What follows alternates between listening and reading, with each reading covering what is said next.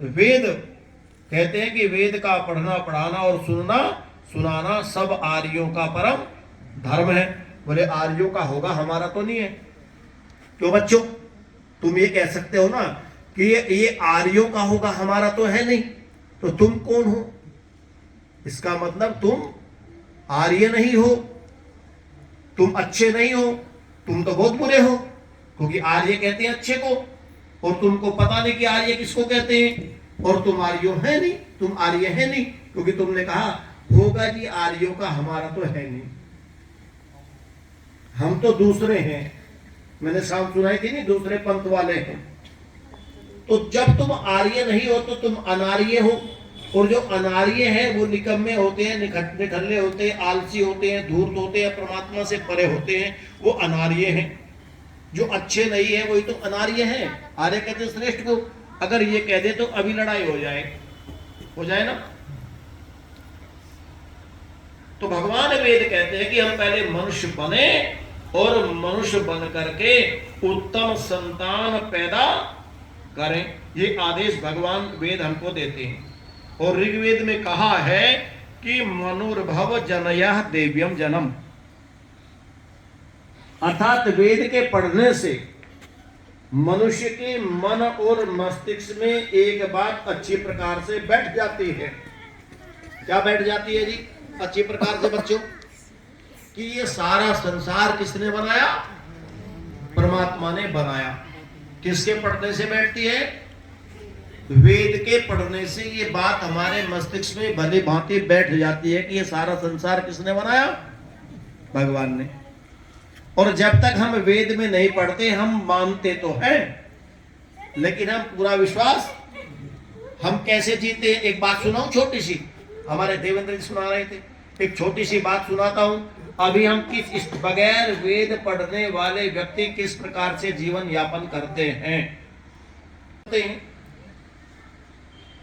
20 metre ऊपर जो कलाकार रस्सी पर चल रहा है और उसने अपने कंधे पर अपने बच्चे को भी बैठा रखा है, और वो कम से कम 30 मीटर की ऊंचाई पर जब चलता है और उसका फासला भी कम से कम भी 20-30 मीटर का रहा होगा, तो नीचे खड़े हुए सारे हजारों लोगों की सांसें थम जाती हैं। थमती नहीं थमती? और वो जैसे आगे बढ़ता है तो उसका उत्साह वर्धन करने के लिए लोग वाही वाही करते हैं, ताली बजाते हैं, करते नहीं? और जब वो अपनी मंजिल पर पहुंच जाता है तो लोग बहुत जोर से उसका उत्साह वर्धन करते हैं, ताली बजाते हैं। जब वह व्यक्ति अपनी कला को पूर्ण करके वापस लोगों के मध्य में आता है, बीच में आता है, तो सब लोग उसका स्वागत करते हैं। फिर बहुत अच्छे जी, बहुत अच्छे, आपने तो कमाल कर दिया, ये कर दिया। तो सारी पब्लिक जब शोर कह रही होती है, हाथों हाथ उठा रही होती है, उस कलाकार को इनाम दे रही होती है, तो बाद में वो एक बात पूछता है, अच्छा तुमको ये मेरा जो अभिनय था ये कैसा लगा? बोले जी बहुत बढ़िया, इसमें तो कोई शक ही नहीं, आपने कमाल कर दिया। तो अच्छा, तो इसने पूछा एक बात बताओ कि इस अभिनय को क्या मैं दोबारा भी कर सकता हूं? बोले कौन जी, आप में तो वो खूबी है, आप दोबारा कर सकते हैं। तुमको पक्का? तुम्हें पूरा यकीन है? तुमको हाँ पूरा यकीन है मुझे। सब लोग कहने लगे कर सकते हैं, कर सकते हैं, कर सकते हैं। बोले ठीक है, तो एक काम करो, जो पब्लिक चिल्ला रही थी, तुम एक काम करो वेदपाल जी कि तुम्हारे पास में जो तुम्हारा बच्चा है ना, ये 5 साल का, इस बच्चे को मुझे दे दो, उसको अपने कंधे पर रख करके तब मैं इसको पार करूंगा।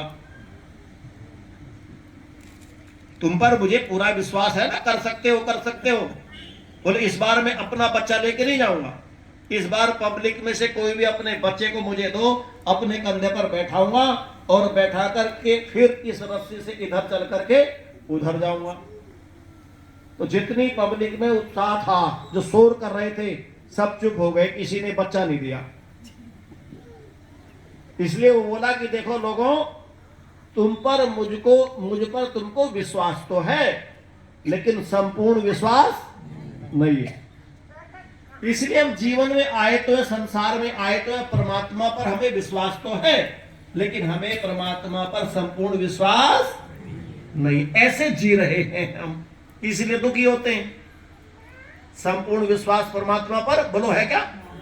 बिल्कुल नहीं। तो इसीलिए अगर परमात्मा पर संपूर्ण विश्वास होता तो आर्य और अनार्य का झगड़ा कदापि न होता। तो भगवान वेद कहते हैं कि यह बात मनुष्य के मन में भली भांति बैठ जाती है कि ये सारा संसार किसने बनाया। लेकिन अब तो परमात्मा पर पूरा विश्वास है नहीं। कई लोग कहते हैं ये तो ऑटोमेटिक ही चल रहा है, ऐसे ये तो कहने की बात है। लेकिन जो वेद पढ़ता है वो कभी इस बात को नहीं कहता। तो यहां विचार करने की बात है कि जब वह परमात्मा इस संसार, यह संसार परमात्मा के द्वारा बनाया गया जो अद्वितीय है, उससे बड़ा तो क्या उसके बराबर भी कोई और नहीं है। ये बात उसके मन में बराबर बैठ जाती है। कितनी बड़ी बात है। फिर कहा वह परमात्मा न्यायकारी है। ध्यान देना, वह परमात्मा कैसा है बच्चों? न्यायकारी है। जैसा मनुष्य कर्म करता है वैसा ही फल उसे प्राप्त होता है। ये तो तुमने सुना होगा, जैसा जो कर्म करता है। हमारी माता है नहीं, अरे जैसा कोई कर्म करेगा वही भरेगा, चलो छोड़ दो, आगे चलो, करते नहीं ऐसे, चलो छोड़ दो, जैसा करेगा वैसा भरेगा। कितना जल्दी कह दिया। लेकिन विचार करो, यह विचार, यह जो विचार है जो तुम करते हो, ये तुम्हें क्या प्रदान करता है? तो वेदपाल जी आपने भी कई बार कहा होगा, हम भी कई बार कहते हैं, महात्मा भी कहते हैं, अरे भाई जो जैसा करेगा वैसा ही भरेगा। लेकिन ये वेद का विचार है, यह वेद का विचार मनुष्य को पुण्यात्मा बनाता है। अगर ये विचार आपके जीवन में वास्तव में है, एक तो कहने के लिए है, क्योंकि तेरी ताल बैठ नहीं रही, जिसकी ताल नहीं बैठ रही और एक की ताल बैठ रही, तो वो फटका कहेगा, अरे तू छोड़ यार, है जो जैसा है जिसका है, जैसा करेगा वैसा भरेगा, चल। तो ये विचार तो उसने ऊपर से कह दिया कि उसकी ताल बैठ नहीं रही, अगर उसकी बैठ जा कोई भी करता। लेकिन यदि वास्तव में ये विचार उसके मन में आ जाए ईमानदारी से, तो ये विचार उस व्यक्ति को पुण्यात्मा बना देता है, सदाचारी बना देता है, दयालु बना देता है, परोपकारी बना देता है, न्यायकारी बना देता है, दुख कातर, निर्भय और मानवता के गुणों से विभूषित कर देता है। यह गुण मनुष्य को यदि ईमानदारी से हमारे अंदर आ जाए, तो क्या मैं कोई बुरा कर्म करूं उस समय? जब मेरे मन के अंदर ये बात भली बैठी भांति बैठ जाएगी कि जैसा जो करेगा वैसा ही भरेगा, तो ये यदि बैठ जाए बात, तो मैं कोई बुरा कर्म करूंगा? अगर करूंगा तो भरने के लिए भी तैयार मुझे ही रहना पड़ेगा दुखों के रूप में। कितनी बड़ी बात है।